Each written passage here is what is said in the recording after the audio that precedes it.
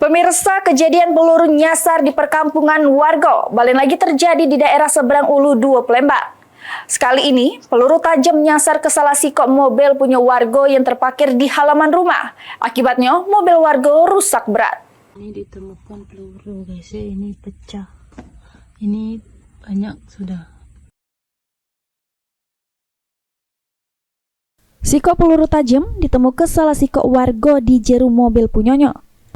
Ketemunya peluru tajam tersebut bermula kecurigaan yang punya mobil.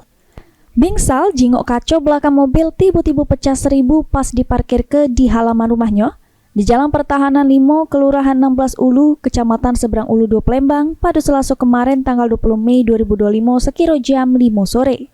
Menurut keterangan yang punya mobil, bermula dirinya pergi guna ke motor terus ninggal ke mobilnya.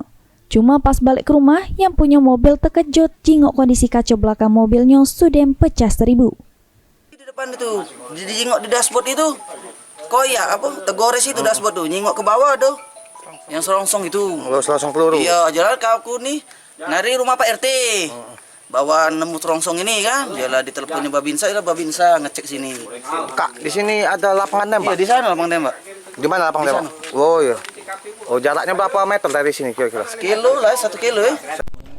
Sementara itu, tim Inafis Polrestabes Palembang yang dapat laporan dari yang punya mobil gelar olah TKP. Menurut keterangan polisi yang berada di lapangan, proyektil peluru tajam tersebut diduga berasal dari senjata laras panjang. Terus diduga berasal dari lapangan tembak Jakabaring Palembang karena jarak dari lapangan tembak ke rumah korban berjarak 1 kiloan.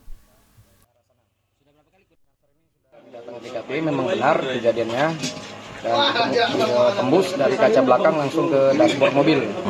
Alhamdulillah untuk korban tidak ada. Setelah kami telusuri dari proyektilnya kemungkinan senjata laras panjang yang dilakukan oleh orang tidak dikenal. Komandan, ini ada tempat latihan menembak di dekat rumah ini, Komandan? Betul Pak, jadi seputaran lokasi TKP ini kurang lebih jarak 1 kilo ada tempat latihan menembak.